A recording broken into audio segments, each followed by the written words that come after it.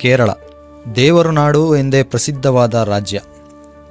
ಇಲ್ಲಿನ ಪ್ರಕೃತಿಯನ್ನು ನೋಡಿದ ಮೇಲೆ ಇದನ್ನು ದೇವರ ನಾಡು ಎಂದು ಕರೆಯಲು ಕಾರಣವೇನೆಂದು ನಮಗೆ ತಿಳಿಯದೇ ಇರದು. ಈ ಪ್ರಕೃತಿಯ ನಡುವೆ ನೆಲೆಸಿರುವ ಶಿವನ ದರ್ಶನಕ್ಕೆಂದು ನಾವು ಹೊರಟಿದ್ದೇ ಆ ಒಂದು ಜಾಗಕ್ಕೆ.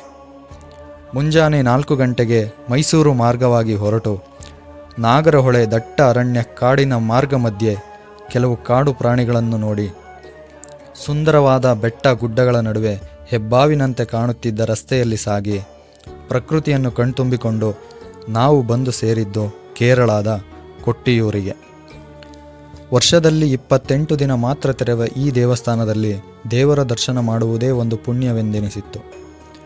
ಬೋರ್ಗರೆದು ಹರಿಯುತ್ತಿದ್ದ ನದಿಯ ಸದ್ದಿನ ನಡುವೆ ಸ್ನಾನ ಮಾಡಿ ಅಲ್ಲಿನ ಕಲ್ಲುಗಳನ್ನು ಉಜ್ಜಿದಾಗ ಬಂದ ಭಸ್ಮವನ್ನು ಹಣೆಗೆ ಹಚ್ಚಿಕೊಂಡು ಸರತಿ ಸಾಲಿನಲ್ಲಿ ದೇವರ ದರ್ಶನಕ್ಕೆ ನಿಂತಾಗ ಸುರಿಯುತ್ತಿದ್ದ ಮಳೆ, ಅಲ್ಲಿನ ವ್ಯವಸ್ಥೆಗಳು, ಸೂರಿಲ್ಲದ ಸರತಿ ಸಾಲು, 2-3 ವಯಸ್ಸಾದ ಜೀವಗಳು ಸುಸ್ತಾಗಿ ಕೆಳಗೆ ಬಿದ್ದಾಗ ಮನಸ್ಸಿಗೆ ಬೇಸರವಾಗಿತ್ತು.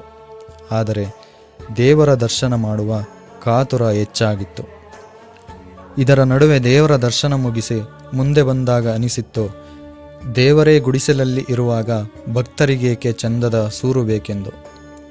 ಕಲ್ಲಿನ ದೇವಾಲಯವಾಗಲಿ ಗುಡಿಸಲಾಗಲಿ ದೇವರ ಕೃಪೆಯೊಂದಿದ್ದರೆ ಈ ಜನ್ಮ ಸಾರ್ಥಕವೆಂದೆನಿಸಿತ್ತು.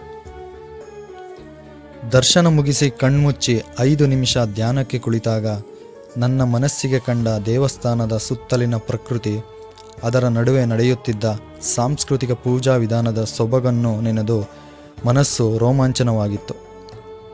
ಪಾರ್ವತಿಯು ಅಗ್ನಿಗೆ ಆಹುತಿಯಾದ ಸ್ಥಳವೆಂದೇ ಪ್ರಸಿದ್ಧವಾದ ಈ ಜಾಗದಲ್ಲಿ ಮತ್ತಷ್ಟು ಹೊತ್ತು ಸಮಯ ಕಳೆದು ಇಲ್ಲಿ ನಡೆಯುತ್ತಿದ್ದ ಉತ್ಸವವನ್ನು ಕಣ್ತುಂಬಿಕೊಂಡು ನಮ್ಮ ಪಯಣ ಮತ್ತೆ ಊರ ಕಡೆಗೆ ಸಾಗಿತ್ತು. ಪೇಜ್ನ ಫಾಲೋ ಮಾಡಿಕೊಳ್ಳಿ. ಮತ್ತಷ್ಟು ವಿಷಯಗಳನ್ನು ನಿಮ್ಮ ಮುಂದೆ ಹೇಳಲು ಪ್ರೋತ್ಸಾಹಿಸಿ. ಧನ್ಯವಾದಗಳು.